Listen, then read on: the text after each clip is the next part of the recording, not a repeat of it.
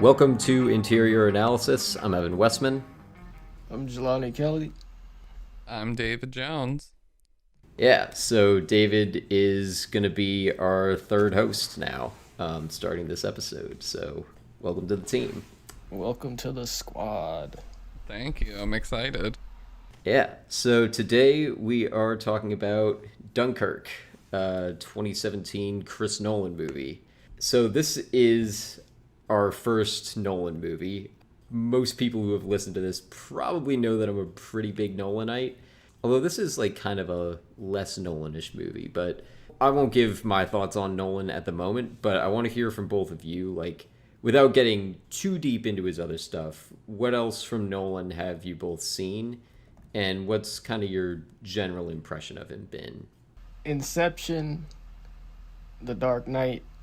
I saw The Dark Knight when I was like little, like I think either middle school or high school or somewhere around. I think it was high school, but like I don't understand the amount of love he gets. I feel like his movies just tend to be. I feel real dumb whenever I watch his movies, like really stupid, because I feel like there's a lot going on that I'm not understanding. And then people are just like, this is the greatest movie ever. And I'm like, why? What? They're just talking. Okay. And I don't. My impression has just been the film is normally just. I feel like it's too complicated for me to understand and boring or just uninteresting. I tend to not really have a strong opinion about any of his movies. It's not that I hate them, it's just I don't think I fully understand them. And I probably have to watch like 25 video essays to understand or get the point. Or just ask Evan. Well, I mean, I'm definitely one of those people you described a minute ago, so not with every single one of them. I don't think everything he touches turns to gold, but pretty close. I'm definitely a Nolanite. And yeah, you're not alone in your confusion and No, you're not. yeah. I mean, I still don't get Tenet, and I've watched it 3.5 times. So Oh no. yeah, That's on my watch later list on HBO Max. I'm not feeling too strongly about that now. yeah. I mean, it's cool. Like, so you like. I think you'll have a good time. Turn on the subtitles because you're not going to be able to hear a damn word they say. But Oh yeah. yeah. Mm-hmm. All valid, but I mean, you already know this, but we're gonna get you to watch most of Nolan's movies Yeah. in time because So pretty looking much all forward of them to are that. on the list. Yeah. David, what about you? I was introduced to Nolan, like many, through the Dark Knight trilogy. And then that was all of him that I knew until a couple years ago when I saw Interstellar. And that quickly changed my opinion of him because I was very like, this guy is a little overhyped, but Interstellar kind of allowed the hype to like simmer. I was like, damn, how am I gonna come at him now? Like he really made this. So now and then Dunkirk. I saw Dunkirk in the theaters in 2017, and that's all. I haven't seen Inception or Memento or anything else. Yeah, it is interesting that you guys both haven't seen Memento because I feel like that might be his most impressive from like a storytelling standpoint. So that's interesting. Yeah, I mean, obviously I've seen all of Nolan's. Only since last year though. It took me a while to get to Insomnia. Although that's not a true Nolan because he didn't write it. Did his brother write it, or was it completely separate? No, it was like a totally unconnected writer. His brother and actually his brother's wife have been doing a lot of other stuff. Like they did Westworld collaboratively, and All of the Lisa seasons? Joy. I think so. That's pretty cool. I didn't know that. Yeah, I know they're like. I'm pretty sure both of them were like co-showrunners for it. And then Lisa Joy, who's Jonathan Nolan's wife, she has a movie coming out that I don't know if Jonathan Nolan's connected with it at all, but I think she's directing it. It's Reminiscence with Hugh Jackman. I think it's coming out later this month. It looks decent. Oh, okay. Some weird sci-fi thing. Oh no, like The Fountain. Maybe I haven't seen The Fountain, but I've heard things. I think I started. It was on the Sci-Fi channel on TV, and I think I started watching that halfway through, and I didn't understand what was happening. And then at some point, Hugh Jackman became a tree, and that was the end. Yeah, that's definitely one that like I've heard very mixed reviews about, but I'm interested. So in terms of the actual movie Dunkirk, did either of you know anything about the event itself before seeing this or hearing about it? Very minimally. I knew it was an event that happened in World War II, and it was pretty intense, and that's why it's famous, but I didn't know much of anything. I don't even know if I could have told you it was in France. Yeah, it's mostly English people in this movie. I knew about World War II, the whole event. That's about all I knew. I was really appreciative of the little graphic in the beginning that helped me understand the situation. That was like, we surround you, because they were on the beach, and then the rest of the movie happened. I'm kind of glad you brought that up because one of my notes was about the little info we get in the beginning because I think all of it's good until it gets to the hoping for deliverance for a miracle. Oh, I feel yeah. like that was like, okay, how much do we have to like lay it on the audience for them to understand that they're in a shitty situation? Yeah. Yeah, I've never had that reaction, but I think it's pretty valid. Like it is a little on the nose. But to be fair, Nolan's often been criticized for, I mean, even by you on this episode, Jelani, for not being able to understand his movies. So that might have been a little bit of a backlash from some of that. Mm. I feel like this is maybe the easiest of his movies to understand, only in the sense that like, well, okay, I'm gonna put a caveat on that because he's not trying to trick you in this. With like, so Does he try to trick people in his other stuff? Just like a little mischievous mustache twirling man. I mean, kind of. Well, because he like, and this is maybe not the greatest of his movies to talk about this with, but like, he really, really wants you to rewatch his movies. Mm-hmm. And that's what I love about his stuff because I love going back and rewatching it. But for a lot of people, that's why he sometimes doesn't work. And that's been a criticism around Tenet that I've heard a lot is like, and I had this criticism too. I was like, I wanted to get it the first time and you kind of didn't let me. Mm-hmm. Mm. And I think it is more like the stuff that I have seen from him. Like The Prestige, I think was the most rewarding first watch for me for a Nolan movie because I was like, and I was even like kind of on the younger side when I saw it. I was like 14 and I was like, okay, I think I pretty much got that. Like I like all the reveals hit just right and it was really good to watch a second, third, fourth time. But in terms of Dunkirk, like out of all the war movies, this might be one of the more difficult war movies to follow. But in terms of Nolan's movies, it probably ranks pretty high on like, oh, I did kind of get it, which maybe isn't saying much because it's Nolan. But like I said, I don't think he's trying to trick anyone with this. Did he make it the most digestible movie? Maybe not. No. That movie, Dunkirk, I think I can follow movies pretty well. Okay. I think I've watched a lot of movies. I think after getting this film school degree, I've warranted the money to say I can understand film. Dunkirk took some Googling. I'm not gonna lie. Some of those terms, I don't like. What is a mole? The mole is the exact thing I had to Google because I was like, all right, by sea is like a day, by air is an hour, a mole's a week. I was like, what the hell's a mole? And this is my second time seeing it, so I was just like, that's why I feel like it's for Nolan. I can definitely see this as being more easily understandable, but like definitely not the most because like Dark Knight's pretty straightforward. All the Batmans, the superhero ones are pretty straightforward.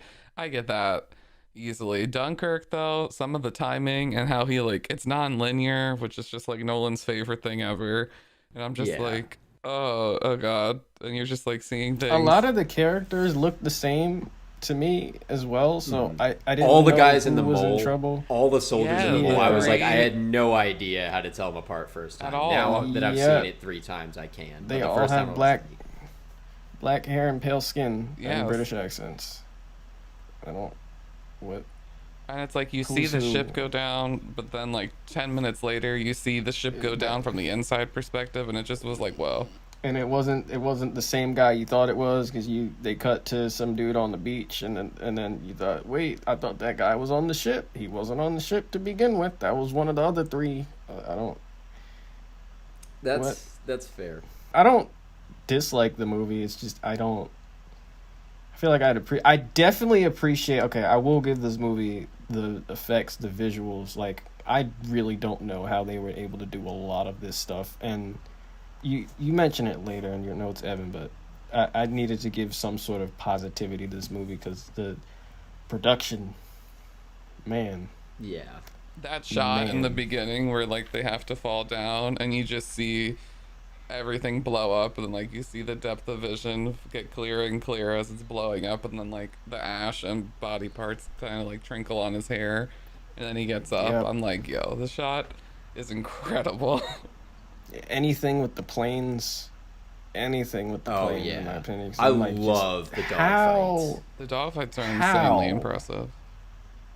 How? And none of, like, it doesn't look like I didn't think anything was CGI in this movie. Everything looked real. That's because like almost everything is. Like they were actually killing off actors in this movie, I think, at this point. So Yeah. Thankfully, he's not that dedicated to practical effects. It's not but Stanley he's not that Kubrick. mischievous. that's about the only line he won't cross, I think. Okay. Probably not the only one, but close. I Yeah, really and that- agree though. The production was insane. Like really, Yeah. really insane. I'm always impressed with anything to do with water. Like, I know there are cameras built for underground, like, not underground, underwater stuff, like underwater cameras. When your movie is more than half your movie is centered around water, especially the ocean, and you're able to just make everything look as real as it did in this movie, like, hats off. Like, seriously, I never understood it. I never understood how actors, like, I don't think I've ever looked at behind the scenes footage for a lot of water stuff, so that's probably why, but like I never understood how they were able to fake drowning and like that one shot of I think was it Gibson, the French dude, like he was underwater and he got trapped by something, and all you see is his hand reach out in the darkness after a few seconds. Oh yeah, near the end when they're like getting Yeah. out of that one ship. Yeah, Yeah. like, dog, how, like, what, or the oil fire scene, Yeah. where the kid was underwater and then he didn't want to come up because he saw the fire right above him, but he had to come up for air anyway, like, Yeah, so they did go into a little bit of that. I watched the behind the scenes. My DVD copy, it's a 2-disc with the second disc is special features, and I hadn't watched them before, but I went through all of them. I think for that one they put like some kind of food based something on all the actors' faces, and then they put like pipes with gas in them, kind of like on like a Okay. patio fire, like those Okay. fake gas fires. It's kind of like that Yeah. kind of setup, I think. And they had the fire like look like it was on the water. But yeah, like when you're watching it, you really can't tell. was it shot in the ocean? I know some movies Yeah. are actually shot in, okay. So that was the thing. Like most of this is practical effects, like just straight up. They made planes. They went out in the air and put cameras on the planes and just did everything that they did. Wait, they made functioning planes for this movie? I think they like half dressed some up. They got, I don't know if they got real World War II Spitfires. No, they didn't get that. I think they did get real World War II boats for a couple of the boats. Because I remember hearing about that before it came out, that he was like going that hard with it. But like, yeah, they did all real planes. Like, it's actually filmed on the beach that they film on is the beach. Like, it's that beach. Oh. And they were talking about, I think for most of it, I think they did a little bit in Iceland too, but that might have been for the water parts. I don't remember. But I know at least a lot of it, they like that mole that they're standing on, the breakwater, That's the breakwater that they used in real life. Like What's the breakwater? the long thing. The deck pier. Yeah, thing? where Okay. everyone was lining up. Got it. All the stuff on the beach, they just were on the beach and they did all that. They put like explosives in the sand, and they like the reason that shot we were talking about a minute ago feels so visceral is that it's all pretty much real. Like and like after watching all the behind the scenes, I was like, you can say a lot about Nolan that doesn't work for you, but you cannot call him lazy after doing No. this. Like, I think he goes a little too hard with it. Like, sometimes I just want to say, like, bro, it's not a sin to use CGI. Oh, I just wanted to side note that one of my favorite shots, and I don't know why it just stood out to me, was the civilian ship, the trio, going one direction, the to the right, and then the soldier ship behind it, and the camera was just following the trio ship, and the soldier ship was just slowly passing by, and with all the soldiers looking down at the civilian ship. You That remember is what a I'm good one. Yeah, I think I know the Okay. shot you're talking about. Yeah. I think part of it could be the fact that it is a real ship passing another real ship. Like, there's nothing... Because I think it's kind of a double-edged sword, because most of the time, for, like, most other huge budget movies, like, we're watching and being like, is that CGI? Is that real? I don't know. Like, and sometimes we just know that it is. Like, you watch any superhero movie, Avatar, that kind of thing, like, we know it's all green screens and, like, computer graphics. But Yeah. sometimes you can kind of see the mix of it, and that's not great because it can take you out of it. And in this, like, it's aggressively practical effects, which I think in a meta way, like, if you're thinking about it, it can take you out because you're, like, trying to look for, oh, did he slip up? And I'm sure for most people it was just, like, they didn't even notice, because most viewers probably don't. But it's insane how much of this they just straight up did. They just did it. It's pretty nuts. Again, I think he should allow himself to use CGI sometimes. Like, it can look good if he wants it to. Like, there's a whole debate about that. He's also a huge nerd about using actual film instead of digital. He, like, hates digital for some reason. Oh, okay. Yeah, he really hates digital. God bless him. Yeah. He has the money for it. Film is expensive. He has the money for it. I think sometimes he just like I love his movies, of course, but like sometimes I think he does get on his high horse a little bit, where he's like, everything has to be in a theater. It's got to be practical. Like, all of that is like, I enjoy it. Like, it does make it better, but it's not a sin to use what's at your disposal, dude. He's not the only one, though. Spielberg was all elitist about going to streaming, and now he has an Apple TV deal, so... Oh, I didn't know Also, Spielberg was about that. I watched Ready Player One on HBO Max, so joke's on him. I mean, the plane burning at the end, that final shot, which... Do you guys think that they needed to cut away at the end to the boy again, when he, like, looks up at Harry Styles? Or do you think it could have just stayed on the plane burning? Because I think it could have just stayed on the plane burning. I'm not remembering the shot of the kid looking up at Harry Me neither. Styles. It's a split-second edit, and it's like, boo-doo-boo-doo, and then it ends.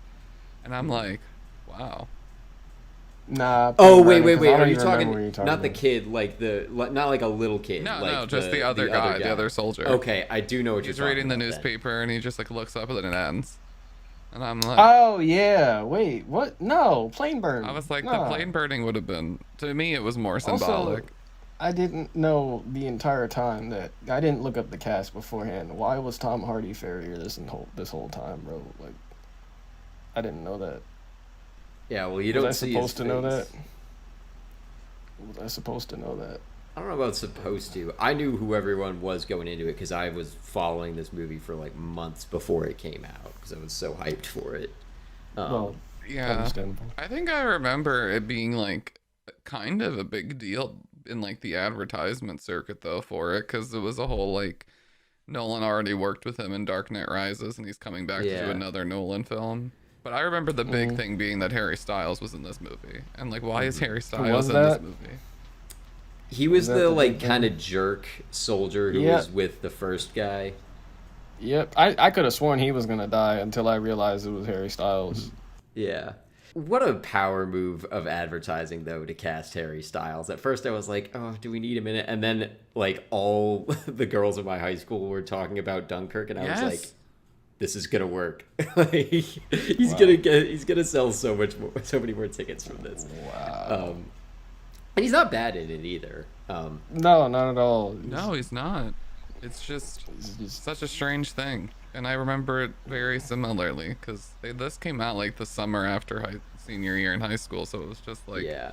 I remember the ads coming up into that moment where I was like, Harry Styles is a new movie. And I'm like, well, okay, it's a Christopher Nolan movie and Harry Styles is in it. Yeah. He's like barely in it. Like, of all the like lead actors, he probably gets like the third least screen time of like the main characters that we follow.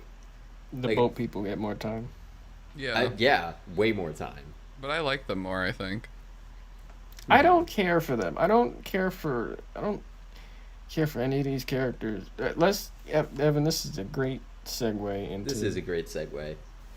characters. I didn't care for any of them. I don't even remember their names. I think the kid that went blind and died, his name was George, and he was on the boat. Yeah. That's it. This is where this movie kind of loses me because I get it. I get the analogy that he's making about like not having one character and making this about like war itself. And I'm like, I understand that, but it's like, I don't know. I really have to figure out if the gimmick's worth the 2 hours that I'm paying for. And I really respect it. And like, as an auteur, I'm like, I see what you did there, but I'm not sure if it entertained me for 2 hours because like, I was really following Tommy, I think was his name. And then when they cut away from Tommy and went to the boat family, I started to dip out of it even more. And then once we got to the air people, I was really like bored. And I was like, okay, I need a character to latch onto. And they didn't really give us that one character, or really they gave us a lot of characters, but none that I felt like they really wanted to latch onto, which felt like the purpose. But I don't know how effective it was overall for me. I'm with David. I understood what he was trying to do, but I didn't really care for it. Plus, the people in this movie, maybe it's just, I don't think it's Nolan movies in general. I gotta rewatch Dark Knight and Inception, but like, I don't feel like they talk like real people.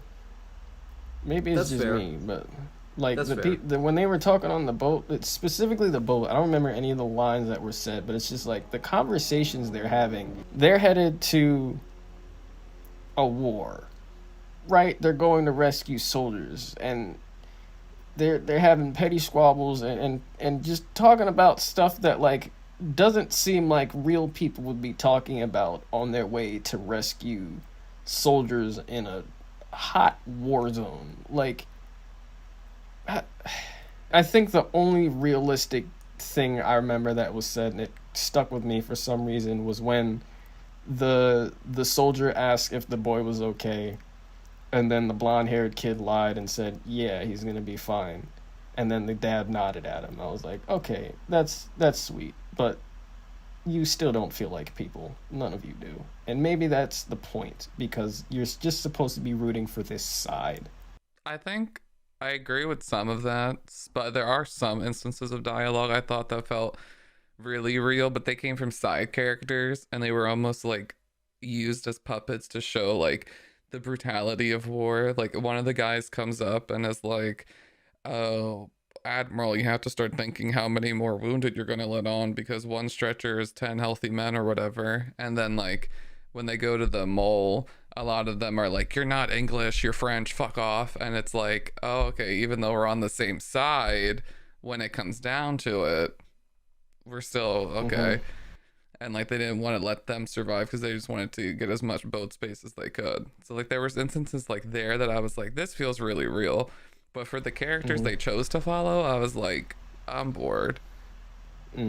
So I'm not going to really disagree with either of you there because you're not the only ones I've heard give this criticism. I am going to come to the movie's defense a little bit, but not. I'm not going to disagree with you. Like, I agree that they don't feel like they are definitely not the most fleshed out characters. And I was going to ask this, but you both basically answered it. Like, do you like that we don't know a lot about them? My answer is yes. I think it's better that we don't, and I'll get into why, but I'll let you guys talk about it. Like, do you think should we have gotten to know them better, each of them?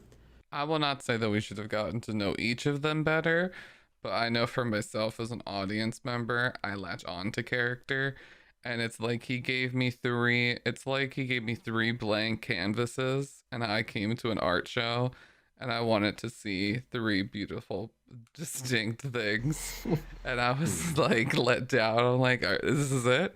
And he's like, do you understand how the lack of art is an art itself? It's like, okay, I understand that you're saying the lack of character is because it's war versus humanity, but then you're already making a commentary about character. So it's just like, it's like a snake eating its own tail type of situation. And then I just start to lose my mind. And I'm like, Nolan, why did you do this to me? Like, I just wanted to watch a war movie. And maybe that's another issue with it. I'm not the biggest war movie guy. Like, war movies kind of bore me initially. So, like, I need an extra something to get into it. And, like, usually character or that, like, fellowship camaraderie is what gets me to really, like, love it. And this doesn't have that. You said Pearl Harbor? I haven't seen that. Oh no. Oh no. But I've seen like Saving Private Sorry. Ryan I didn't mind. And 1917 I didn't mind. And I couldn't think of a more polar opposite movie to this than 1917. Like, I was going to bring up 1917 because that, like, obviously 1917 came out after, because that was just a couple years ago. But it's been compared since then because it's like also a kind of non-traditional war movie that sort of messes with time a little bit. Not nearly as much. It doesn't mess with it so much as it just like uses it in I want to say unique narrative way, but it's not the only movie that's told in just like continuous time, but it's the long take thing, all that. I don't want to say that one's better than the other. I personally kind of prefer Dunkirk better, but I think they're both really good. I got to see both in theaters, which was cool. It sounds to me like you prefer 1917, David. oh, I do, but I prefer because it's like the exact polar opposite of Dunkirk, which is the type of movie I like. Like, instead of messing with time, it is so fucking linear. Like, you are with them every second. Instead of having an ensemble of nobodies, you have only two characters to care about. It's like, and like you said, the whole gimmick that it runs, which is like it's only two shots when it's just edited that way, versus like that grand, which I don't know, that's the one thing I will give you. Like, oh, that's a hard thing. The visuals in Dunkirk, they're epic, but then you have Roger Deakins cinematography in 1917. I don't know. But yeah, that distinction in character for me, I think, is what pushes 1917 over the edge. Like, I just wish they gave me one person. The only person I kind of felt for was the dad, just because I love that actor, whoever he is. Like, Mark Rylance. yeah, he's phenomenal in everything. Hey, he's he done. was a Ready Player One. Ready Player fan. One, Bridge of Spies, everything. He's fantastic, and I just like feel for a dad he's already lost his son, and he has that whole thing. So I'm like, all right, yeah, I feel for you. But everyone else, I was like, whatever. I like the quirk of him. It was a bit more than a quirk because it helped him like navigate the planes, but like him knowing which planes were which just by the sound, that was really cool. But other than that, no. Jelani, you haven't seen 1917, have you? No. I thought I was watching 1917 this is embarrassing, but I thought I was watching 1917 at one point. I just thought it was a different year because my brother was watching, he had to watch 1984 for a class, and I was like, when are they going to get to the war? And I realized it wasn't the right movie. Both start with 19, and apparently that was enough to trip me up. So no, I haven't watched 1917, and I didn't finish 1984 because I had to do something else. But no. Okay. I don't know what your feeling on war movies in general is. I don't know if you'd enjoy it. Meh. But it's like it's really solid. Like I would say you should have seen it in a theater because like Yeah. and I wasn't huge. Just side note into 1917. Like I was so not here for it when I first heard about it. I was like, it's 2019. Do we really need a World War One movie right now? And then I had a friend who like saw it in IMAX, and they told me like, oh no, it's so good. And I was like, really, it's that good? And they were like, you don't even know, it's so good. And then I went and saw it in IMAX, and I was like, oh, it was pretty damn good. Yeah, it's the only movie I've ever seen in IMAX Prime. And I went in and I was just like, let's see how this movie goes. Like I heard it's good, but I don't know. And then I was just like, wow, that was an Yeah, it's experience. pretty solid. Yeah, I don't know if they're ever gonna re-release that in theaters, but if you can, I would say also, Jelani, if you do watch it, do it in one sitting because it I normally doesn't do make that with sense. movies. Well, it does the long take thing, so it kind of is like part of the experience to not stop watching it. Uh, So in terms of the characters, like I kind of call this topic like writing characters that aren't really characters, because I mean, yeah, everything you guys have been saying, yes, they're not what we normally think of as like people that we get invested in the way that we normally do. We know essentially nothing about everyone. The tiny bits of backstory that we get are their afterthoughts. I think they come up really late. They're really minor details. I was thinking about it in context of what we talked about with backstory when we did Goodwill Hunting, where we said like backstory should only be there if it's relevant to what's happening in the present. And I think there are like versions of this where you could make characters have backstories because obviously like this isn't early in the war. All of them have had some kind of war experience. But I like it better that we don't have backstories. I think it really would have dragged it down. But I can very much see how, for both of you and others, like the lack of backstory does have an effect. And like it makes you less invested in the characters. Can either of you think of backstories that would enhance the characters? I don't know if I need a backstory to enhance the characters as much as I just felt like I needed a real reason or a purpose to be following each of the characters beyond just like these are three different perspectives of the same event at different points in time of this event. That was a tragedy I'm with that. because like I get it, but 2 hours, bro. Like I need something. Like, come on, you like to go back to Shrek. Like Shrek has a whole character arc in 2 hours or less than. So like I just needed something because like by 45 minutes, I really started to check out, and I was like, now it just feels like I'm seeing production quality that is super impressive, especially when like the plane is sinking and everything and all of that. But it just felt like that was like the whole point of it. Like I was watching like the amazement of how impressive this looks and how real it looks, but I didn't feel any emotion behind it, which is what I like from my films. Fair enough. Ditto. That's pretty much how I felt. Giving them a backstory for me just would have lengthened the movie, and I don't think this movie needs more length. So It isn't that long though. Yeah, I know. I was was actually surprised with how short it was. I know you weren't saying that. Yeah. I was too because I was like, oh, Nolan's doing another $100 million movie. Like it's probably gonna, and it's a war movie, which sometimes can be pretty long. I was ready for two and a I was half. like, oh, it's under 2 hours. Wow, okay, how's that gonna go? And I don't think it needs to be longer. No. I found a quote from Nolan. He talks about how he wrote the characters. He says, I wasn't interested in backstories. The event itself is the main character, and the empathy for the soldiers has nothing to do with their story. You're looking at their physical situation, you're looking at the task they're faced with physically, and you as the audience don't want to be in that position. The film's dragging you into an empathetic relationship with them through the openness of their expressions and the genuineness of their reactions, and you're being dragged along with their journey. You don't particularly want to be there. You want them to succeed by virtue of the fact that you're empathizing with another human being. So, I don't know if like I'm not quoting that to say that like we should forgive him for the lack of work he does to invest us in them. But I will say that I think it is a thematically effective choice for what he's going for. It may not have resulted in the best audience experience for everyone.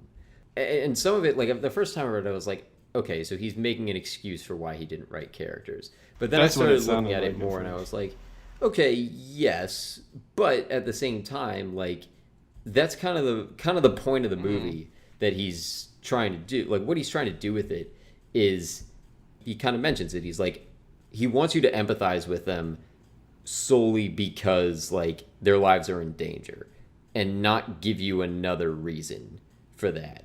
I was kind of looking at it like I know there's a lot of war movies or like not even necessarily war movies, but like stuff with an ensemble cast maybe where like some character has like a dream that they want to fulfill after the war, or they have a family they want to get home to, something like that. And that's fine, but it is a little bit played out at this point. It's and cheating.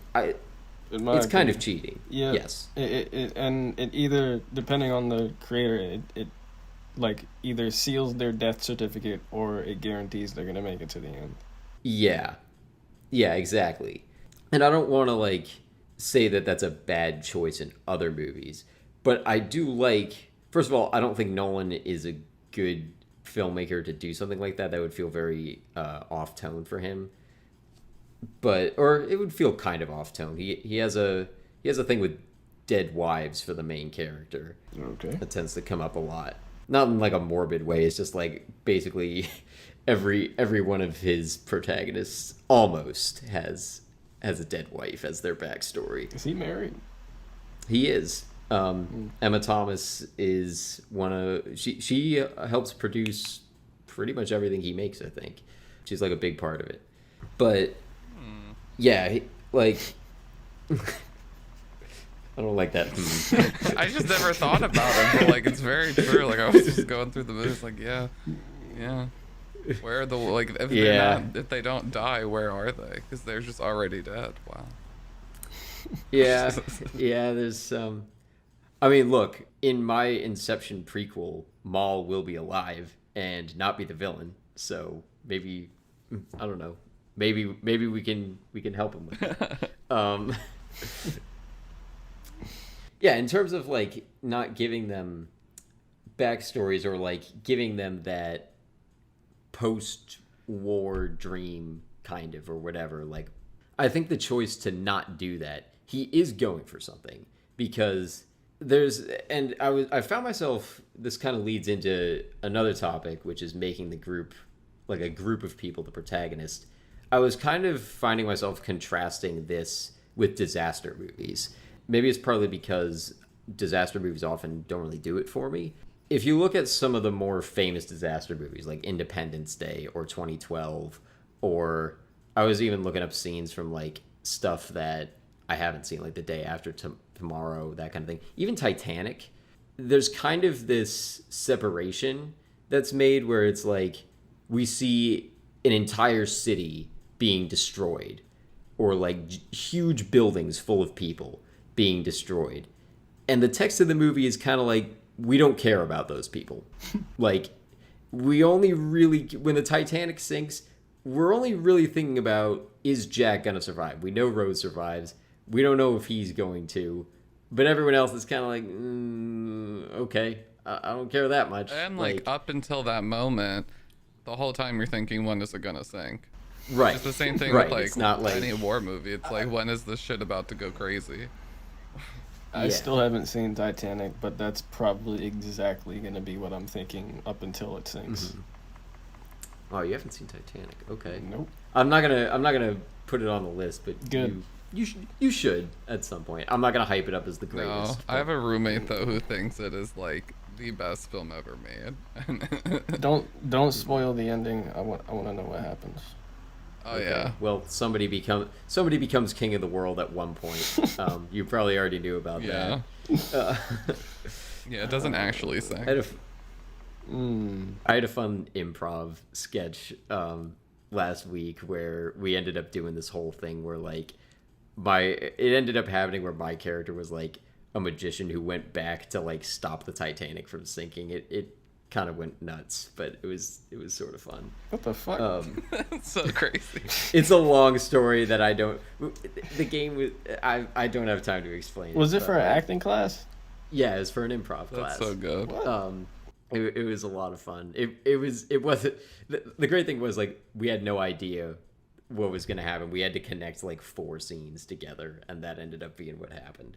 But anyway, with those disaster movies though, like, and I don't want to like really say that like the directors are like, oh, we don't care about these millions of people. I don't feel like that's the intention, but that's kind of how it ends up feeling. It's like, oh, the entire like the White House and that one building in LA just got nuked by the aliens, but is Will Smith okay? That's all I really care about. Like, I mean, I always want Will Smith to be okay because he's the only good part of that movie. But The dog. the dog.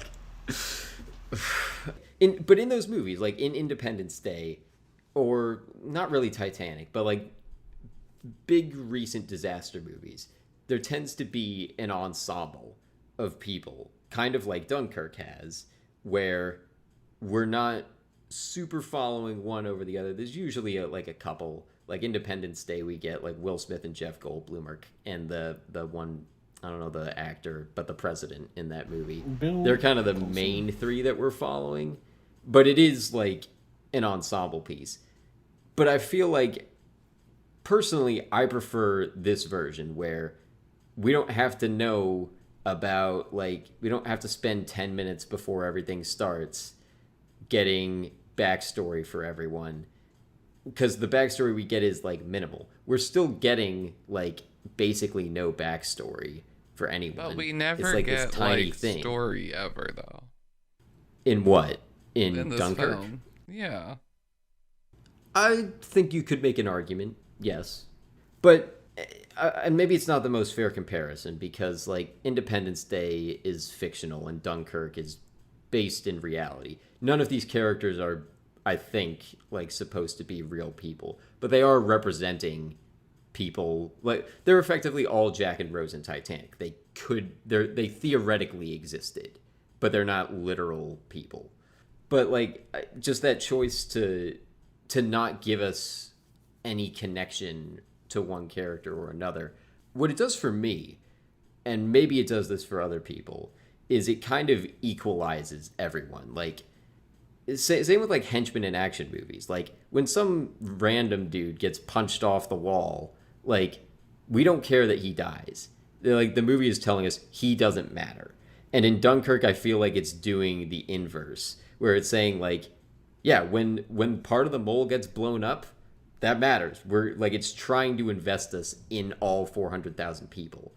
And I kind of appreciate that.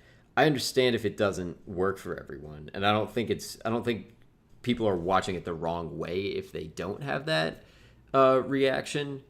But I do think that's what Nolan's trying to do. He's trying to evoke like just natural human empathy from people. And I don't think it's going to be successful with everyone, but I appreciate that he knows what he wants to do with it. And in his own way, I think he is going about it the right way. But I do understand that for both of you and a lot of people, that's not really the effect. It's interesting because like I totally get what he's doing and I appreciate it, but I'm not entertained by it, if that makes sense.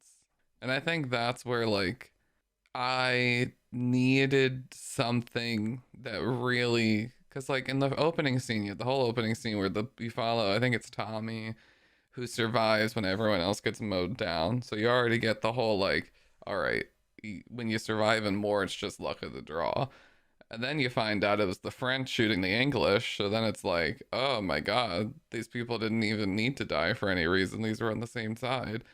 So then you already get this whole analogy going, and they continue it through with the mole when they say like Englishmen only, and then you get the conversation about the dead versus the living. So he's definitely very intentional with what he's doing, and I respect that. I just wonder with the swing, like, is it a swing that's too big and a miss for some people, or is it like enough that everyone is like enjoying it, not just like respecting it? Engaging Yeah. with it, maybe. Yeah. I don't know. I don't know if it does that. And I'm curious with, because like it has a 92% on Rotten Tomatoes, and that doesn't surprise me because like I think critically it's a really well made film. I just wonder, is it the most engaging? Is it the most entertaining? And I'm not sure. And is that because of the lack of a story? Because we get this one event just told through different perspectives at different times, which I think is really interesting. I really like that. I just wonder if it had a more tight through line, would it have been easier for people to follow? Because I took some time to fully look into everything to make sure I understood everybody. Like, they were not making the names clear, so I was on IMDb like, all right, Tommy, Alex, and like it was the point. The names were basic white people names because these were basic white people because it was everyday civilians, and that was the amazement of this event, was that civilian ship saved them. So I totally get that he's like hyping on this amazing thing by like just emphasizing that quality of it, but I'm not sure if it's the most entertaining it could have been, because he can make a very entertaining film with just two characters. We've seen it, we know it, so I don't know. I don't know how to feel about like your use of the word entertaining there, David, because like I agree, Nolan has proven that he can give us depth and entertainment value. And personally, I really enjoyed this movie the first time I saw it in theaters. But at the same time, I think you're right that he doesn't really try to. And again, I'm a big Nolanite. I went in really wanting to love it. I don't know how many other people went in like that, but I was more hyped for that movie than anything else that came out that year, which probably wasn't the case for a lot of people.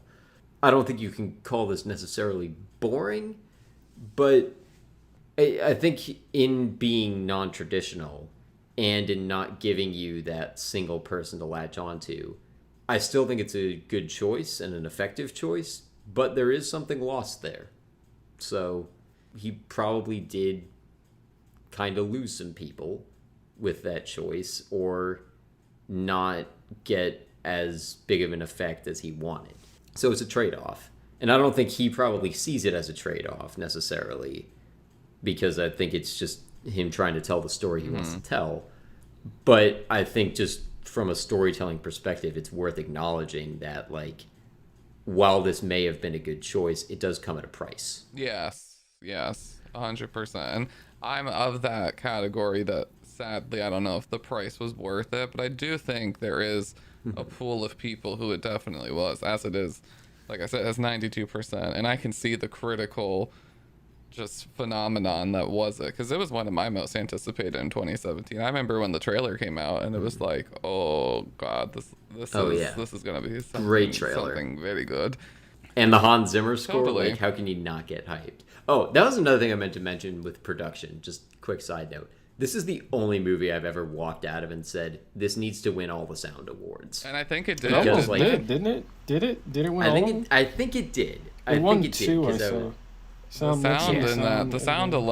alone, the sound alone is like on its own level of storytelling. Like, it's like beautiful. I wouldn't say this is one of my favorite Hans Zimmer scores to listen to on its own. It is good on its own, but I think where it's his most impressive is how it blends with all of the rest of the sound design. Because I remember distinctly watching it in theaters and being like, I can't tell where the score ends and the sounds like of the actual movie begin. Like, is that ticking, like the ticking? Quick bit of trivia, like, is Chris Nolan's watch. They just like had that and used it as part of the score. Oh. Did Hans Zimmer use gunshots in his score? No. So I've listened to the score a few times now. So like now when I watch it, I can kind of distinguish. But the first time around, I remember being like, I can't tell. And it's really helping the experience. And I think, again, talking about like Nolan as a purist, like he really makes everything to be seen in like the best theater conditions with the best sound systems, which, you know, again, has its pros and cons, but that is how I saw it. So I think that contributed to my experience with it the first time. And yeah, I'm looking it up. It won both sound editing and sound mixing and film editing. I don't know if I agree with the film editing, honestly. Nope. Especially Baby Driver was really solid, and that was up that year too. I don't know if was Baby Driver up for editing. I don't remember, but It was nominated for a lot of those Oscars. I think Baby Driver should have won for editing over Dunkirk. Yeah, because the editing kind of confused me. I don't like. I love his cross cutting. I don't know if he did. Okay, yeah, Baby Driver was up against it. I don't know that Nolan did the best cross cutting that he's ever done here, despite the fact that this movie is basically one giant cross cut sequence. I guess just talking again about the group as a like making a group the protagonist. Something that helps with it is also that we don't have a face for the villain. Like there is an antagonistic force, like the Germans are closing in, but we never get like a German character that we're supposed to hate or something. Like, yes, it's the Nazis. They're about the easiest group to make villains out of, but it never really leans into that where it's like it feels like it needs to make a villain for this movie that we like actively dislike. I did notice that they never showed the enemy soldiers until the end, and even then they're blurry. You can't see their faces. Which I think is a very successful decision. It worked for me. Yeah. But I think the lack of an antagonist is why I needed more from the protagonist pool. Even if it was a group thing, fair. I just needed something. Like if I didn't have someone to hate or someone to love, I couldn't just fear itself. It was too much. So, but it's really well done. Like it's a gorgeous film for as like the terrible things that are happening. Like you can't take your eyes off it. I think it's also too that like it kind of at the same time is a story of failure and a story of success, because like where all of the characters are at the beginning is because like they really got their asses kicked in Europe. Like they're on the run, they've lost to the Germans, but the event itself is a success. Like one of the taglines for the movie was like something survival is victory. That's the line Harry Styles says at the end. Well, yeah, because they don't think they're going to be received well. They think they're going to be seen as cowards. And then they're handing Blind them man beers. was like, well done. And Harry Styles is like, all we did is survive. And he was like, that was enough. Right, and it's very on the nose. But Well, honestly, this movie lacks so much dialogue that I appreciated it. I'm like, thank you. it is very light on We dialogue. have something that will teach me how, like I need to be steered. I'm an idiot. I need the movie to take me away and in its precious hands. And Nolan likes to mess with the mind. Well, and again, like I mentioned before, he loves making things rewatchable. Like he doesn't necessarily expect that you're going to get everything the first time. Do you both think Dunkirk is rewatchable? Like as like when you think of like your top 30 movies you'd want to rewatch, does Dunkirk like has that intention been so successful that it's screaming rewatch? Not even close for me. I mean, I have seen it 3 times now, so maybe, but I don't think it demands a rewatch from you. Like, you could theoretically get everything from it. It's not like you're going to go back and be like, oh, that detail was planted here or whatever. It's not one of those things. So I don't know that it's like the most rewarding. I've definitely like this time around seen some things with it, like in preparing for this episode. I started seeing some things with it that I didn't the first 2 times, but I think that was more the result of just like consciously thinking about it more rather than like seeing something I didn't see the first time, which is more the case with Nolan's other stuff. Like the second time you watch The Prestige, you see everything that you didn't see the first time. And that's not really the case here.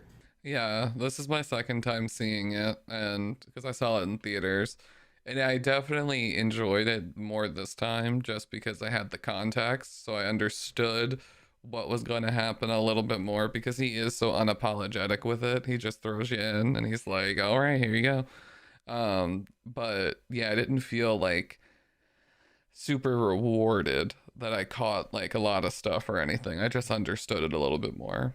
Yeah.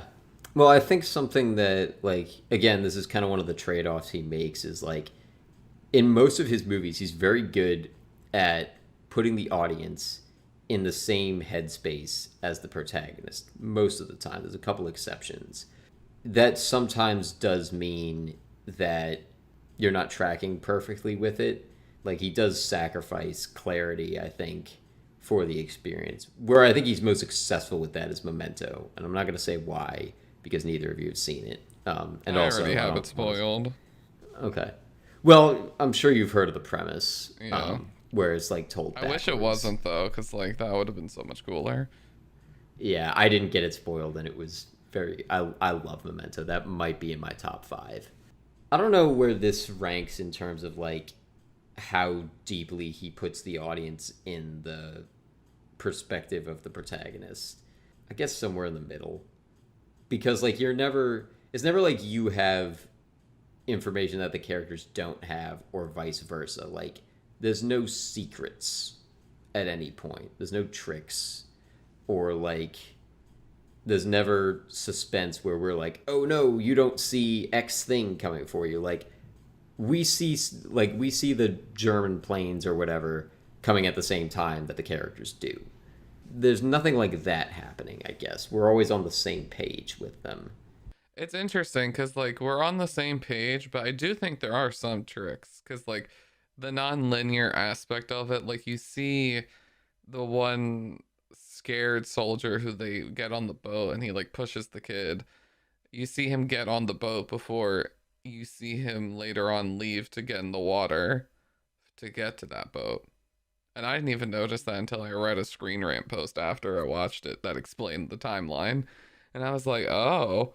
So I don't know if it was intentional, but I was tricked. There were some things that I was like, how are we here now? I thought that already happened. But Yeah, so let's get into this was the last topic I was going to do, the nonlinear structure.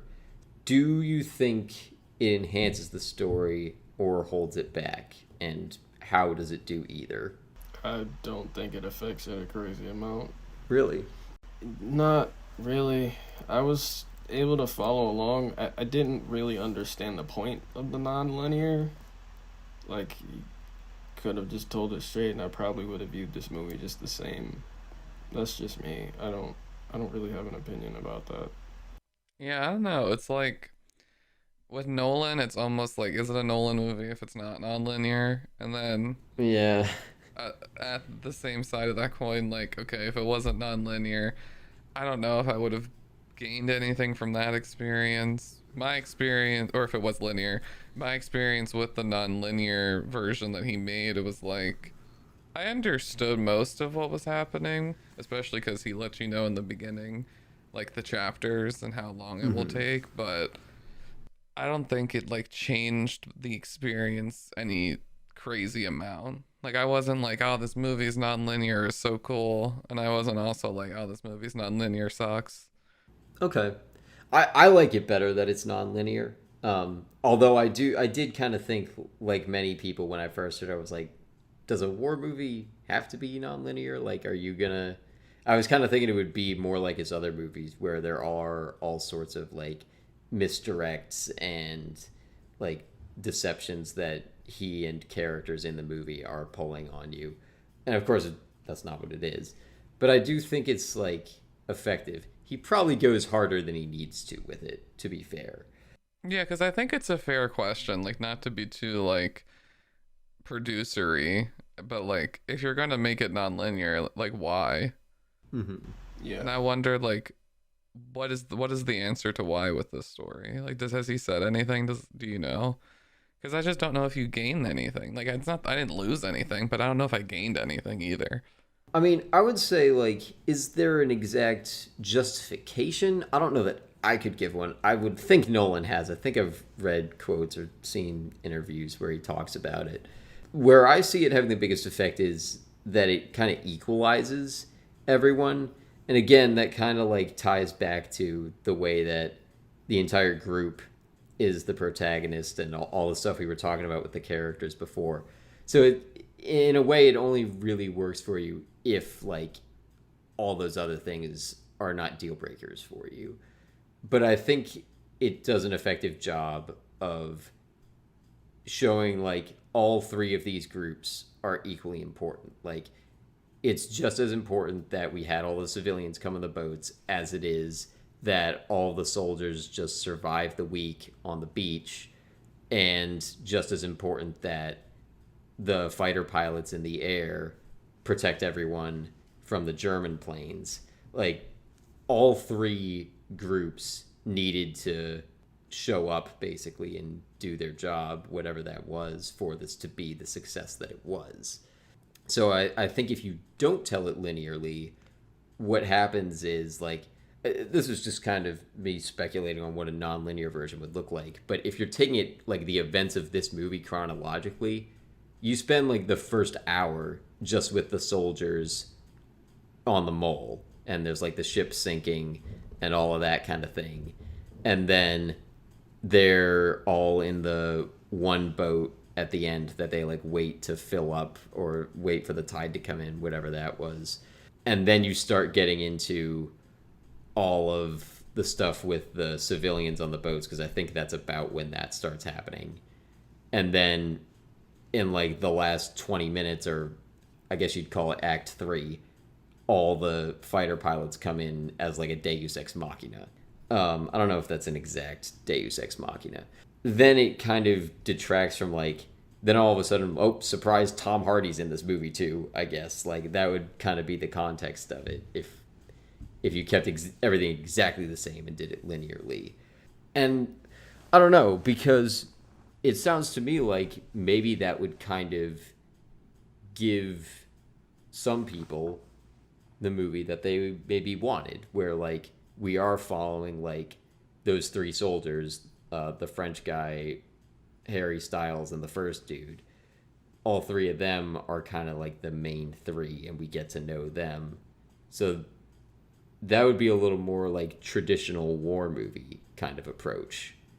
Maybe that's how it would go, and then maybe we'd get like some backstory with, or not backstory, but like we'd show Tom Hardy and the other pilot, and then the three on the boat, we'd show them like before they take off to help out. I don't think I would enjoy that as much, but I think from what both of you are saying, maybe some people would, including both of you. No.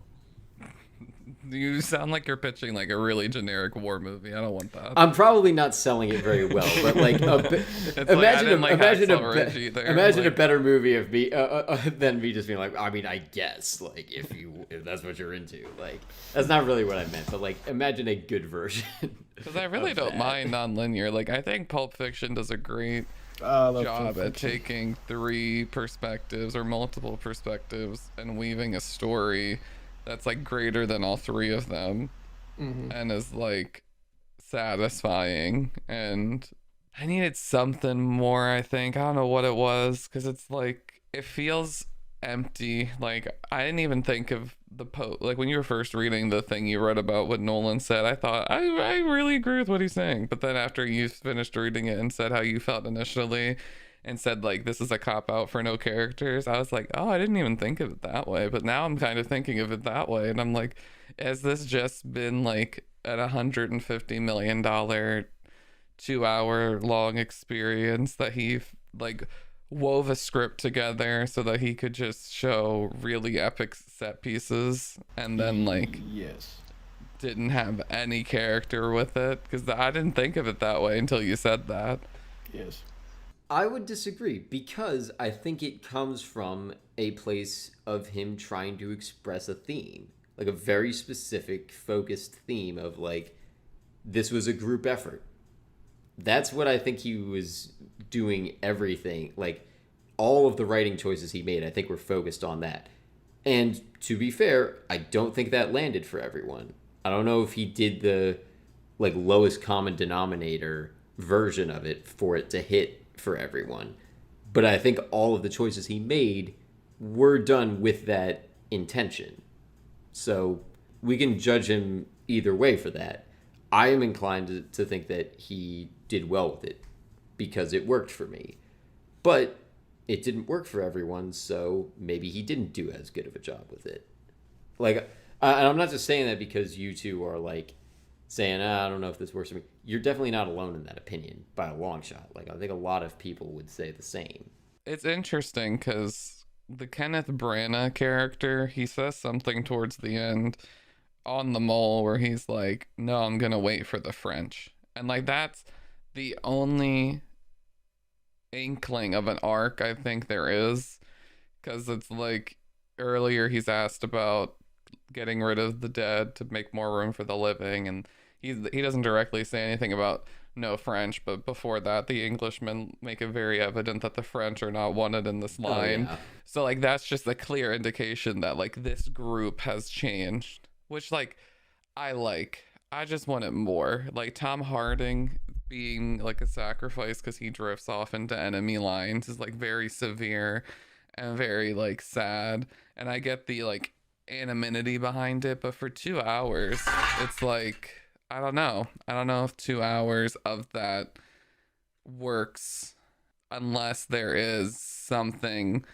that you can like latch onto, like with the Kenneth Branagh character with the French versus English subplot that's kind of boiling.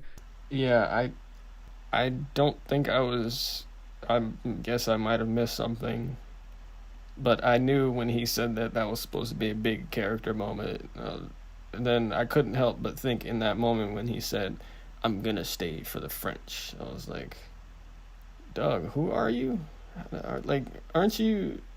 You're commanding the people, okay, but I feel like this is a big turning point for you. This is the end of your character arc.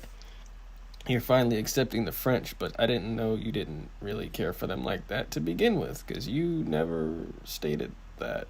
So, congrats, I guess. And then Tom Hardy, yeah, that was big sad. If only like I cared more about his character, that probably would have hit. It's a really fine line because he's like the question he's asking, or not asking, but he's showing is this lack of character is character, and then you get into this just spirally trippy world of lack of character is character, then that's character, then what even is character? And I don't know. Nolan really trips me out, man. He can't. Sneak is He inside can't out keep at it this simple. point. He's really probing the mind. Sneak. See, I don't know that what he's going for is like the lack of character is still character. I think what he's trying to go for is the lack of character should be enough to like you shouldn't need more to empathize with these people. And I think he's playing a dangerous game with the audience there, because in every other movie we get a reason to care. So he's going very against the Like grain. a dead wife. And again, I personally like that choice, but I'm not surprised that either of you have this reaction, because he literally does no additional work to make you care about them. I don't know if he made the right choice there. Like, I like the spirit of what he's doing, because like the idea that we should just like care about helping our like fellow countrymen, that kind of thing, by virtue of us being human, that is a very optimistic theme, and one that I mean, not to get too real with it, I think it's been evidently lacking in the past year. But at the same time, as a storytelling choice, he's maybe going about it the wrong way. He's doing everything, I think, with the intention that we will care about these people, but also running a huge risk of not having that effect. So, like, basically, you can only engage with it the way he wants you to if you watch it the right way, like his way. And that's a lot to ask. I don't know if it's a good storytelling choice or not. I think it just has pros and cons. Yeah, it's hard because like that was a theme I got, but like it wasn't the number one theme. Like to me, the theme that struck out the most was just like the fact that everybody is expendable. Like, it feels like in every situation and from every layer of this film, to the point where, like, they have really basic names. You don't really need to know their names. They don't say their names. He makes no effort to establish their names.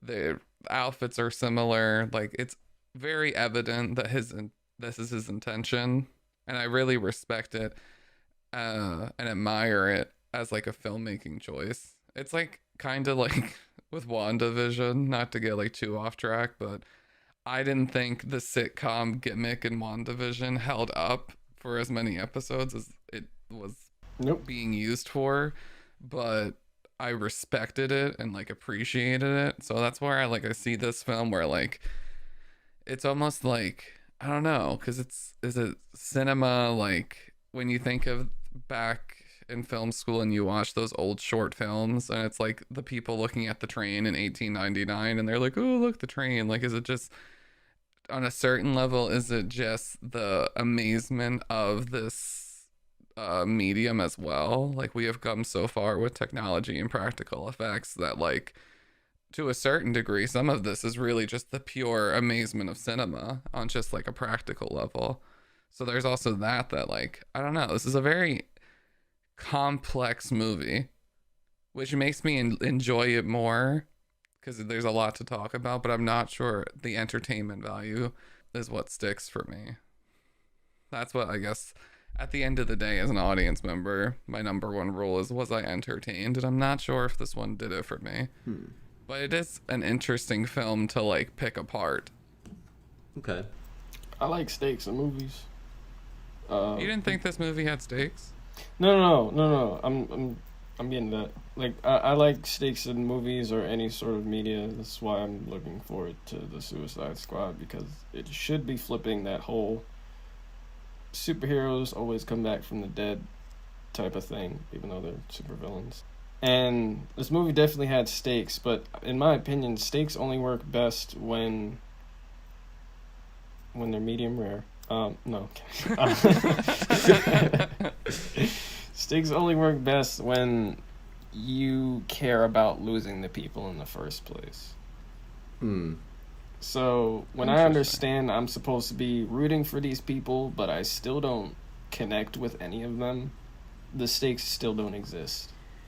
Yeah, I guess it's kind of I guess it's sort of a matter of taste, because I find that there are like people or many characters in other movies, like again going back to disaster movies, I don't really care about the people in those disaster movies. Like maybe, and I think it's partly a tonal thing, because especially like with the Independence Day 2012 kind of movies, it's like the movie's tone is so goofy that it's like, okay, do you like, you're having Will Smith and Jeff Goldblum like improvising with each other in one scene, and yet you want me to also think that this is like tragic. And I don't think the tone of Independence Day, I think here's maybe a good comparison. Like, I think in Dunkirk, the spectacle is like centered around survival, whereas in a lot of disaster movies, the spectacle is around mass death. It's like, oh, isn't it awesome how cool LA looks when it's sinking into the ground in 2012? It looks awesome. Like, that's not the greatest movie ever, but that scene is pretty dope. Like, but it's also like massive amounts of death. Whereas the spectacle in this movie, like you've both mentioned, like all three of us, like it's a really impressive spectacle movie, but it's centered around like those big moments. It's like characters are usually surviving them. The ones we care about, and many that we don't, get out of it. Whereas like in disaster movies, it's like, all right, the dog and whoever else are the only ones who survived the nuking of LA. So I guess the nuking of LA was okay, right? Like they got out of it. Yep. So I will say, like, your comparison to the disaster movies is really making me see this as like, because they don't have that strong story through line, I feel like this is just like an Academy Award season disaster movie. Wow. It kind of is, yeah. Like, yeah. because like, not to like come at Christopher Nolan too hard, but like what you're saying, I really see a lot of parallels to like my experience when watching Kong versus Godzilla. Like I didn't care about the Yeah. characters. The movie wasn't trying to make me care about the Oh no. characters.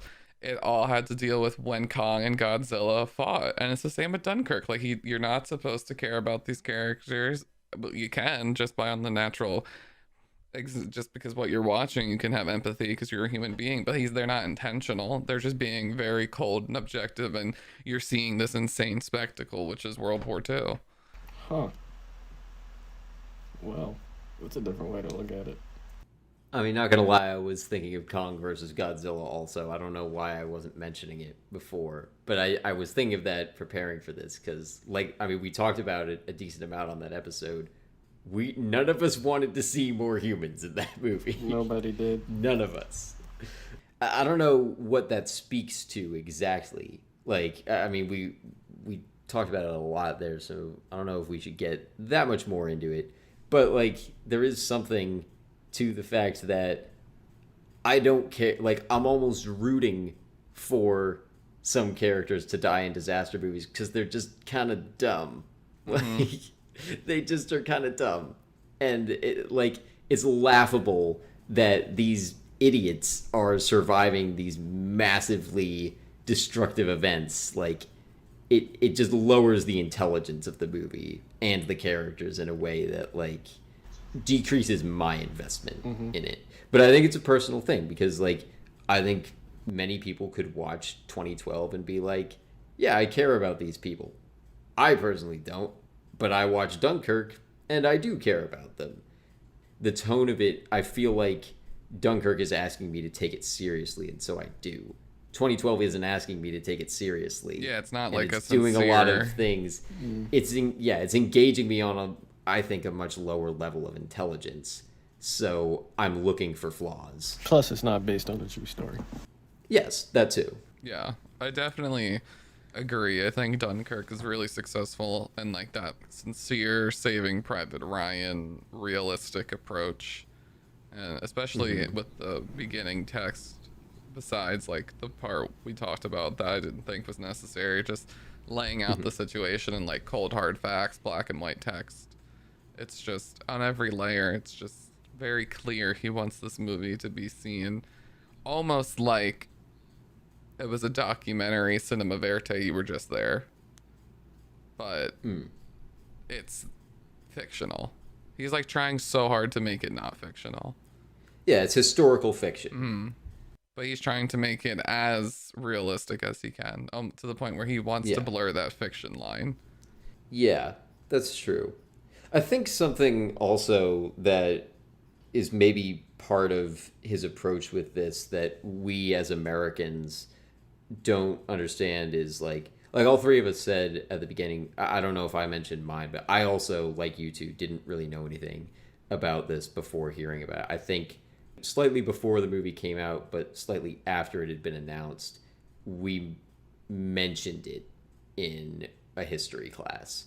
And the class was in America. I don't think it was an American history class, but apparently from what I've heard about in the special features and interviews and stuff with people talking about this movie, it sounds like in Britain this event is very, very well known, which makes sense. They kind of talk about it as like a pivotal moment in world history because theoretically, like, if they hadn't survived, like, that's 300,000 odd British people that are probably going to get killed by the Germans if this event didn't happen. So they see it as very pivotal in the way that, I don't know, maybe we in America see something like Pearl Harbor, maybe. I don't know if that's the greatest comparison, but Yeah, it's like Pearl Harbor, if Pearl Harbor was like that much of a deciding factor, because they make it very clear, like the one line, first Britain, Great Britain, then the rest of the world, which was very much the situation, like just in historical context. Yeah. If Britain had fallen, then it would have been it. Europe would have fallen. So I mean, it might also speak to just like the way that we learn history in America, because the way I was taught about World War II in an American context was just kind of like, yeah, it was happening over there while we were going through the Great Depression. Then Pearl Harbor, and we're like, all right, let's go kick their asses. Pearl Harbor happened, and then FDR saved us. Yeah, the bomb. Yeah. No, yeah, 100%. And I think, like, Nolan being from the UK, like, it's just so evident. Like, I think that goes without question that it's just a passion, and you can see it. And I think it's probably one of the most intriguing and best things, in my opinion, that this movie has going for it. Just knowing that he is from that place, I was like, oh, okay, I'm going to see how he would take it, because if like someone else who just came through like a studio system was making this, I think it would have ended up being much more of a basic film. Yeah, well, I think it also just like, I don't expect that this was the reaction, but I wonder if some people who are a little more connected to the event weren't happy with the way that he went and made a Nolan movie out of this. But Oh, okay. I think they're like, they did interview a couple of people who were at Dunkirk, who of course are now very old because it was such a long time ago. Like, I don't think there's many living survivors of it right now, but they seem to be very happy with the way that he portrayed it. But I think just as like for your average British person, this probably hits a lot different because they've probably grown up learning about it and like have this whole mythos around it. I guess, you know, what might be a better comparison is the Revolutionary War for America, because we kind of see that as like I mean, obviously it's the start, so it's kind of like a huge defining moment of American history in a similar way, I guess. I think there's much more to criticize. Like, I don't think the Revolutionary War is as inspiring of a story as Dunkirk is, like, because that's part of it too. Like, what I also like about Dunkirk as both an event and a movie is that it's not about, hey, we're beating the enemy. Like, isn't it great how we won this battle? It's not about that. It's about, we're just trying to survive. That's the point. That's it. Like, we can beat them another day, whatever. Right now, we just need to get out of here. There's never any joy in, like, hey, we beat the Germans. It's and in the few moments where there is combat with them, it's like, oh my God, if we don't take down that Spitfire, thousands of our soldiers are going to die. I enjoy that reframing of it, where it's not like, let's get the win. It's like, no, let's just get through the game at the very least. I would be interested to hear a British person's take on this who like has grown up knowing about it. I think that's a very British take. Like, British people are known to be very self-deprecating, and they don't allow themselves to have as much glory as should happen. They are very, withdrawn, taciturn, and whatever. So I think it's a very British take to see, because they even have it with the characters, to see Dunkirk initially as a failure, whereas history, and now almost 100 years later, we're looking at it as like an amazing success. Yeah. And I don't think there's a lot of British pride films. I think a lot of media, especially because it's coming out of America, if like you're looking at the Revolutionary War, the Redcoats are always the bad people. And then there's like, I think some BBC shows that just show British history, but that's more scandal based. So there isn't a lot of historical based film or media that kind of shows British people in the best light. Well, I mean, to be fair, a lot of that's because much of their history is just colonizing other places. That's exactly what I was thinking, Evan. Thank you. No, I agree, but I'm just saying this does. Yeah. I mean, this is maybe one of a British few. Person. Yeah, this is maybe one of a few major British historical events. I don't have any problem with like being on their side because nobody is getting screwed over. I don't want to like paint with too broad of a brush, but a lot of British history involves screwing people over intensely. A lot of world history involves screwing people over, but especially British history.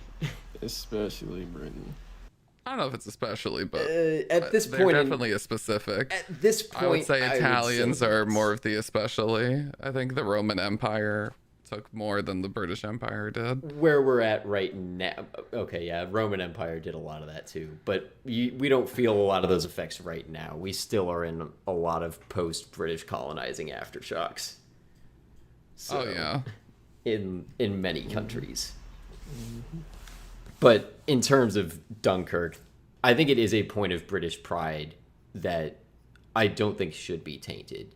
And like, Nolan's talked a lot about that and like how important that spirit is. Like he really has pushed the idea with this movie that like in all the interviews I've seen with him, he's talked about like this is a story about how communities can accomplish a lot more like when they are unified. In looking at it in a modern context, I do think it's a theme that I would like to see expressed more. Again, especially like I kind of, but like I did honestly think of this movie in early COVID days because I was kind of like we kind of have a separation like Dunkirk with this. We have people working on the vaccines, we have people who are like frontline workers, and then we have everyone just kind of staying at home. And all of us need to do our part for it to work. And, well, some of us did, but some of us didn't. So we could have used some of the Dunkirk spirit. That was kind of something I thought of early in quarantine last year, like comparing to this. Like you guys are saying, I don't think this movie totally sticks the landing with that theme. Even if it happened for me, it didn't happen for everyone. But it is a theme that I would like to see done more. I don't know how many other people do, but Nolan seems to really want that. And I think he went for it a little bit in Tenet. Not nearly as hard, but there's elements there. I still got to figure out what the hell was happening in Tenet, though. I mean, it's a theme in a lot of his movies. There's a theme in Dark Knight, the everyman. Harvey Dent was supposed to be the White Knight, but he fell. So, I mean, I think it's definitely something he cares about, and it's something that's in his films. But this film specifically, I got it in more of an intellectual sense and in less of an emotional sense.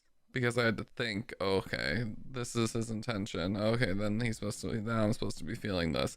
Instead of his intention being so successful that I felt it inherently. Which is a critique I also gave Soul, the Pixar movie. Like, I thought Really? it was like, yeah, it didn't feel as much as I thought. And I don't want to think during my movies. I want to feel during my movies. I can't say I had the same reaction for Soul, but I think it's very valid with... It's certainly a criticism I've heard of other Nolan movies. Like, that he doesn't always do the best job at, like, making you feel... But he talks about, like, emotional thematic things a lot. Like, his character... He'll put it in the character's mouth and have some great one-liners with it, but sometimes they feel a little bit cold as, like, just people that you can't always necessarily identify with.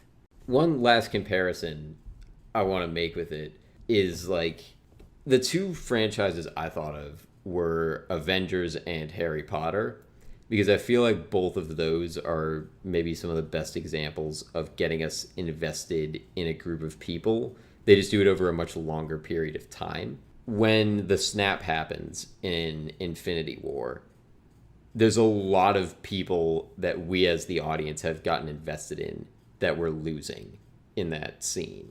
And similarly in Harry Potter, I think of the Battle of Hogwarts at the end of the last movie, where so many characters that we care about are in that building, like, to the point that I find when I watch that scene, I am super emotionally invested in Hogwarts as a place, because there are so many people there, and just, like, the general community of Hogwarts is a place that I've come to care about throughout that series. But both of those examples are ones where we get to spend a lot more time with a lot of characters. So I just want to hear what either of you think about. Maybe is there a blend of both of those things that we could find, where it's like maybe a more self-contained story like Dunkirk, but where we do get more time to actually get invested in the characters like you guys were talking about, and like they do in both of those series. Yes. And the name of the movie is Star Wars Rogue One. Oh my god. I don't know if I can respond to that, but okay. No. Fair comparison though. I'm not gonna argue. It's just a sci-fi war movie. Yeah, but I didn't feel for the characters in Rogue One either. I'm with Talani on this one, but I do see your You point. guys just are sociopaths. No, we just don't like Rogue One. Yeah. How about there's a difference between liking something and not feeling for a character. To like, how much more does the girl have to do? Like, she just saw her husband get fucking murdered, or not her husband, her dad just got shot, her mom just got shot. She just ran down into like the ground. You can't feel for that. It's the biggest, most expensive plot hole filling movie. Oh, what's the plot hole? I don't think there is a plot hole that it's No. No, it was what's the good people called in Star Wars? The Rebels. The Rebels. How the Rebels got the Death Star plans in the first place for A New Hope. See, I've never seen that as a plot hole. I just saw that as like there's a reason we started when we did in Star Wars. We didn't need to know what happened before that. That was the entire purpose of Rogue One. That's I why don't know. they could afford I really to just enjoyed kill it everybody because at it the was end. like self-contained, and I thought like the exploration within, I don't know the blind guy's name, but he was interesting, and the robot was interesting. I thought it was one of the more, because I'm not really that into Star Wars movies, but I thought it was one of the more just well-written ones that actually had character. Yeah. I know. I used to think as a kid, I used to be a dead hard Empire fan, but then I rewatched Empire like a month or two ago, and I was like, what the fuck? Really? Yeah. I haven't seen any of them in a long time. My friend Asan, who's been on the podcast, we actually did the King Kong versus Godzilla thing with him. He makes a really good point whenever we talk about Star Wars, is most of their media, they really don't know what the hell to do with the universe they've created, and most of the stories just end up being really bad because there's so much lore and so much stuff we don't see. They choose to focus on the Skywalkers every goddamn time, and there's so much out there for that universe that's not being focused on. He said the best piece of medium they've ever come up with is the Clone Wars, the animated shows. So like, I've heard that I a don't lot. really mess with the movies just in general. We played a D&D campaign where that was better than any of the movies I've ever seen, like playing through his fan-made D&D campaign. Wow. Like I just don't mess with the movies in general, so Rogue One especially for me is just like Star Wars D&D campaign is something I could get down with. Wow. It was fire. You could choose in the beginning whether to be a Jedi, Sith, or bounty hunter. I went Sith. It was so fun, force choking and shocking people and mutilating. It was so fun being a bad guy, but fighting for a good cause. It was. Yeah, I think Rogue One is just such like the war film genre, war movies in general. I think it's just such an example of that genre. Like, it doesn't try to break any rules. It follows it to a T, as a Disney movie would, and it worked for me. But that's why, like, if they gave like that kind of thing to Dunkirk, I don't know. Dunkirk doesn't want to follow the rules, which is like what I respect about it. But like, it's just, would it be more entertaining? It'd probably be more. We probably wouldn't be talking about it. It'd probably be more forgettable. Yeah. I can't personally really see you on Rogue One there, David, but as a comparison to like, and an answer to the question I originally posed, yeah, it is a movie that tries to do that. I don't really think it does it successfully, but a lot of people do seem to think that it does. So they got something there. I think it's a fair comparison. Or a better critically acclaimed one, Fellowship of the Ring. Oh, The Fellowship of the classic. Ring.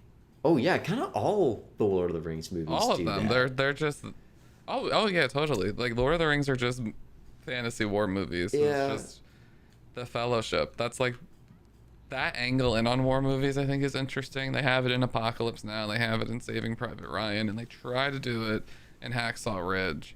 But Hacksaw Ridge sometimes it just is doesn't really a work. single protagonist story, I would say. I don't know. He meets some of his friends, but he watches them die. Yeah, I don't remember a single minor character in Hacksaw Ridge, and I only saw it a few months ago. So, Oh, really? yeah. I mean, I does love it- Andrew Garfield, so that was most of why. Did it hold up for you? Because I didn't really like it that much when I saw it in theaters. You know, I kind of could have done without most of it. Like, by the end, I was like, all right, I get it. This is like a good event person kind of thing to center around. But I didn't need the first hour and a half, 2 hours of the movie. With like the training and Vince Vaughn and Jesus, everything. how long is the movie? It's a lot. It's pretty long. I mean, it's Andrew Garfield, so that Gibson. got me through a lot of it. But he's been better. Yeah. It's Mel Gibson directing. Yeah, Mel so Gibson, it's a lot of yeah. just like That. low key biblical. Yep. You're just like, wow, look at that. Wow, okay. Beautiful. All right, cool. Yeah, he very much makes him out to be a Christ figure in that movie. Oh boy. Yeah, I don't know. Like, Lord of the Rings, I feel like falls more on... Because I see you there, but I do think that falls more onto the Avengers Harry Potter side of it, because we do spend... Just in terms of time, because we spend so much time with all of Yeah, those we get three characters. movies. It's like a Yeah. series. And three stuff. really long movies at that. Yeah. Like, You get 9 hours of content. or more for the extended Or editions. yeah, or more. Just theatrically you're getting 9. Yeah. Which like figures 9 is like you got Iron Man 2, 3, 4. Yeah. That's like Mm-hmm. about the same before you get to the Avengers. Yeah. Yeah, Lord of the Rings is certainly denser than the Avengers is in terms You of... could just skip Thor. Yeah. Skip the first 2 Thor movies.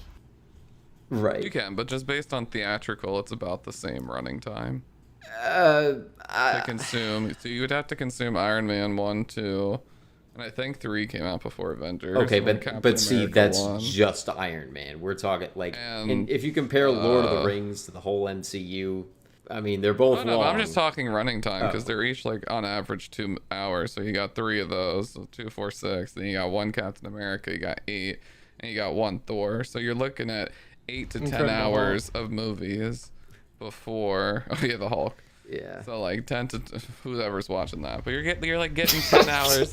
10 hours of movies before you get to the Avengers versus like 9 hours of that story or 12. So it's about the same, yeah. Yeah. I think it's very reasonable to compare those. Jelani, did you have a comparison Nope. to that? Okay. You don't have a war movie comparison? I wasn't necessarily saying war movies. I mean, feel free, but I was just saying anything in general where it just invests us in a large Yeah, group but of most people. war movies and fellowship stories are like they're so hand in hand. Yeah. Yeah, that's fair. Like the Goonies isn't a war movie, but that's like a group of people that come together. I guess so. It's not a really big group though. Like, and same with Fellowship. Like, there's a limit. I mean, Ocean's 11 follows a dozen people that we get mildly invested in. I'm talking more like where you have like in Avengers all 30 of them plus like So you just mean like Wakanda. Infinity War? You don't mean like the Avengers? I was thinking the first Avengers. Yeah, because the Avengers is just like 6. Right. Well, so here's the thing though. If we're talking like nobody extras dying, the context around that. Look at Avengers 1 versus Infinity War. We are made to get a lot more invested in the deaths in Infinity War than like during the snap than we are with all the New Yorkers at the end of Avengers. I think we are asked to Yes. get a lot Yeah. more invested in that. I feel like Avengers falls very much under that like disaster movie side of things where it's like we don't care about these people dying over there. Whereas in Infinity War, even like random Wakandans at the end, we've spent some time in Wakanda in other movies, we are sort of invested in that community to some extent. Plus, like, disaster movies can't compare to, like, half of the whole universe, to be Yeah, honest. yeah, right. And it becomes a story point in the Avengers like movies itself, because like that's why they have to sign the treaty, because they're like, you just be killing people, Right. like you be But you be doing worse than the villains. But for Infinity War, like, I hear you there, Jelani, but who are we cutting to in Infinity War? We're not cutting to random planets. We're cutting to Wakandans. When it's random people, Yeah. that's who we're cutting to. It's people that we have at least some kind of investment in outside And then we of get just like them the dying. close-ups of the characters that we like know and love, like our Iron Mans and our Spider-Mans and stuff like that. Exactly. The only scene where we get those, like, mass death things is the after credits with Nick Fury. That's the only, like, random civilian death that we see. It's an afterthought. But again, Damn. those are movies where we spent a ton of time with those characters. Even with Wakanda, we spent an entire movie in Wakanda, provided you saw that one before going to see Infinity War. But, like, Let's hope. yeah. I mean, I think most people did. But, like, even so, that's a whole nother movie you have to watch to be invested in that scene. So, I guess what I'm, like, very long story short, too late. Basically, I just think it's interesting to think about, like, how do you get people invested in a huge group of characters in as little time as possible? It's not an easy thing to do. So for you, would you say when you were watching Dunkirk, and same for you, Jelani, did you feel equally invested in everybody on the screen, or were you looking out for like the familiar faces we already saw? Because I was definitely looking out for like the characters we already kind of saw in the beginning that they established. Like I wasn't paying attention to like the shot we talked about earlier where everyone's blowing up. Like clearly it's not equal. There's a point of focus Nolan wants you to focus on, and it's that character not dying while everyone else is blowing up around him. And I definitely was focusing more on him and caring more about him than anyone else because of that directorial like tactic. So I wasn't like feeling that for everybody as much as an Infinity War, because I did have that time with the characters because they had like 27 movies or whatever. Nope. I wasn't invested. And in really just anybody, even the characters I was supposed to care about. Like, especially when George, I don't know why I remember his name, but when the kid that went blind on the boat because he got knocked down by the soldier died, I literally thought, like that meme that said, "Oh no." Anyway, that was my thought process, and then I just thought, what the hell was the point in that? Because they showed him in the newspaper at the end, 17 hero. Oh boy, I don't care. I don't. Maybe I am a sociopath. I wouldn't accuse you of that, but personally, my reaction is I am as invested in the random people that we, in a couple scenes, see get blown up, like those people with the oil in the water. I am as fearful for them as I am of the people that we're invested in. Again, Nah. that's just me. I have a question for the oil example.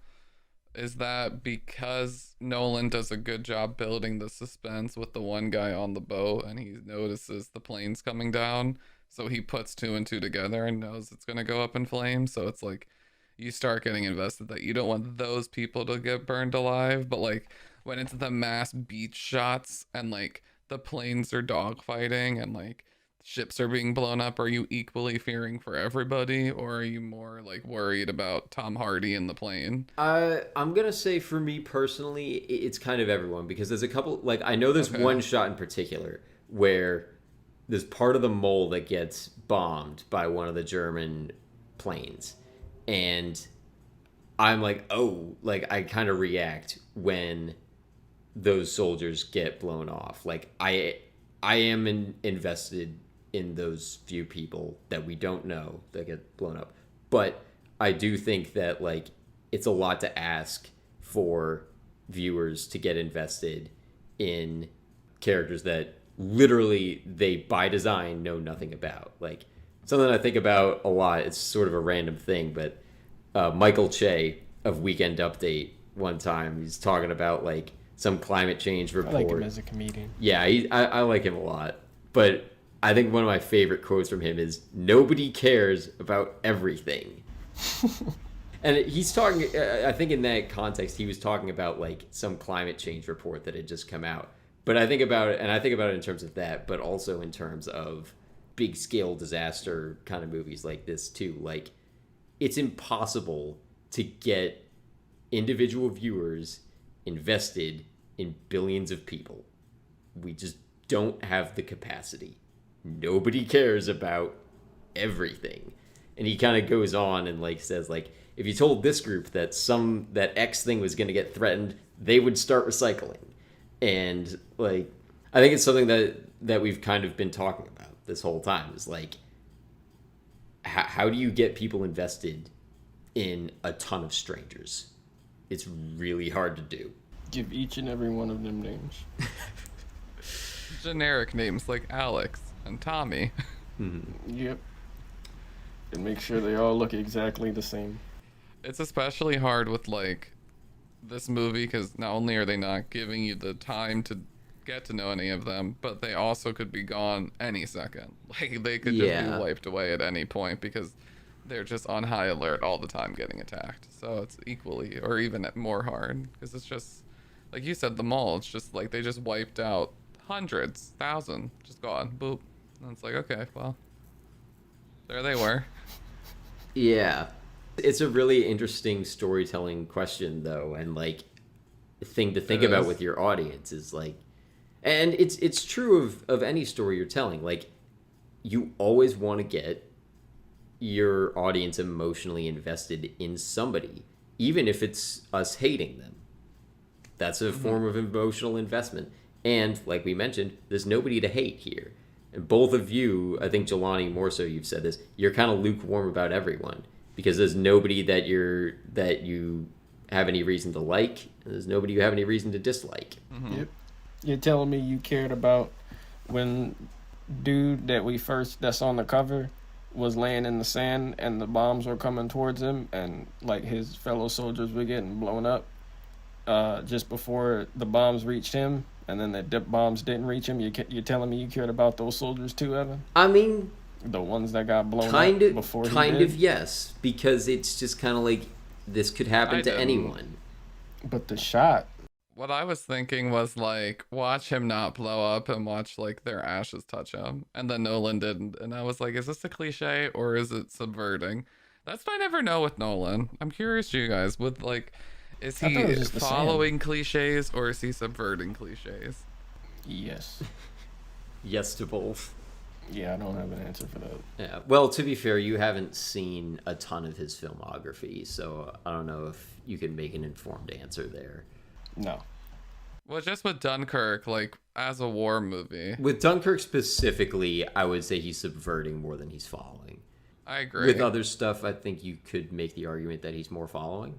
I don't know. Like, he never feels like he's following trends. I think he's always trying to be original. He may not always be successful at that. He may still come off as generic, or it doesn't quite work. Or he goes a little too far and is alienating to some people.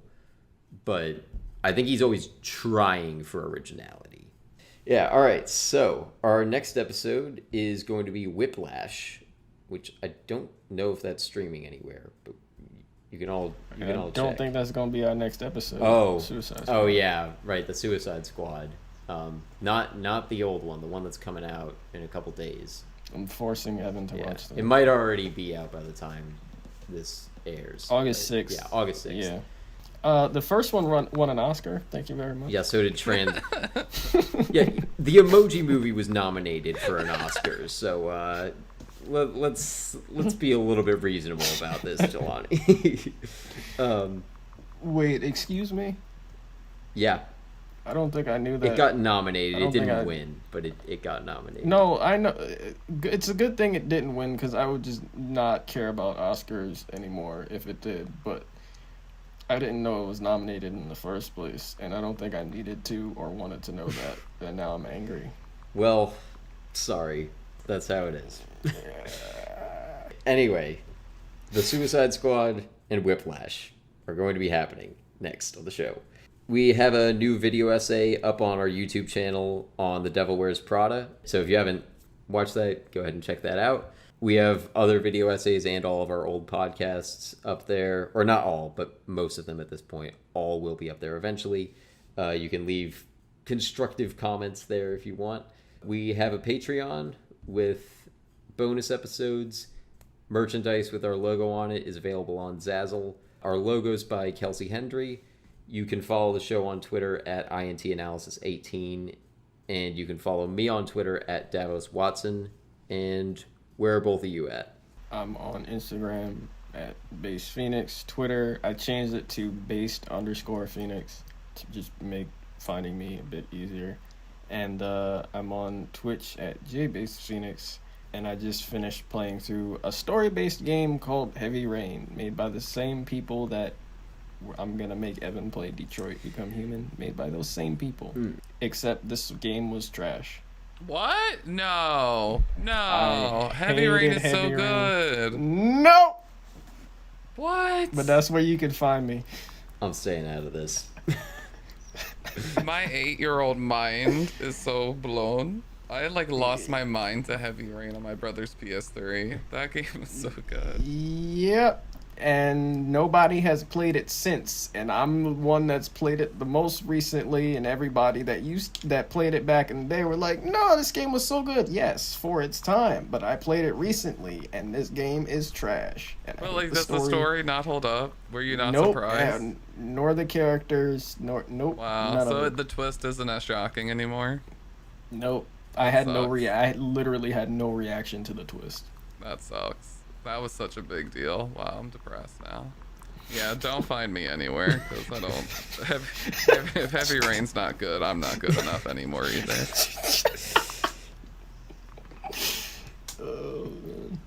All right, Yeah, no comment on any of that. I think I'd better stay out of that. But yeah, thank you for listening, and we'll see you next time. Remember, war is bad, kids. War is bad, kids.